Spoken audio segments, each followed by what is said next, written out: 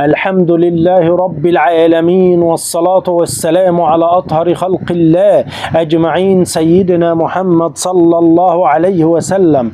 طبتم وطاب لقاؤكم وتبوأتم من جنة الله منزلا.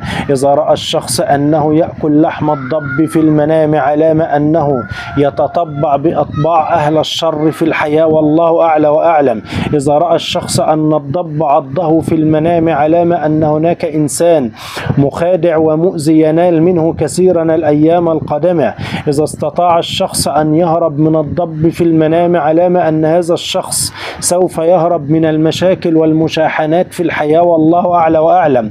أما إذا رأى الشخص أن الضب على سريره أو تحت سريره علامة على من يريد أن يؤذي صاحب الرؤيا في زوجته، فعليه الحذر، والله أعلى وأعلم.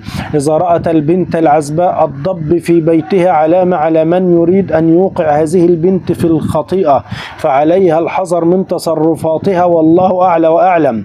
إذا رأى الرجل أنه هو الذي عض الضبع علامة أن هذا الرجل سوف ينال ممن يعاديه في الحياة، والله عز وجل أعلى وأعلم.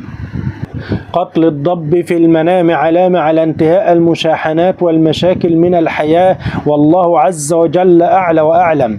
كذلك إذا رأت المرأة الضب في المنام علامة أنها تخاف على من يريد أن يؤذيها هي وجنينها، والله عز وجل أعلى وأعلم. الضب الأخضر في المنام علامة على خصومة في العمل ومتاعب في مصادر الرزق، والله أعلى وأعلم.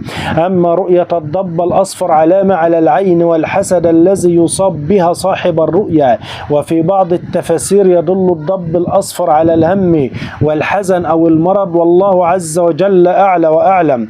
إذا رأى الشخص أنه يأكل لحم الضب علامة أنه يأكل مع المنافقين في الحياة ولا يبالي، والله أعلى وأعلم. إذا رأى الشخص أنه اصطاد الضب وطبخه وأكل لحمه علامة أنه سيكون سيد على ناس من المنافقين ومن الكذابين في الحياة، والله عز وجل أعلى وأعلم.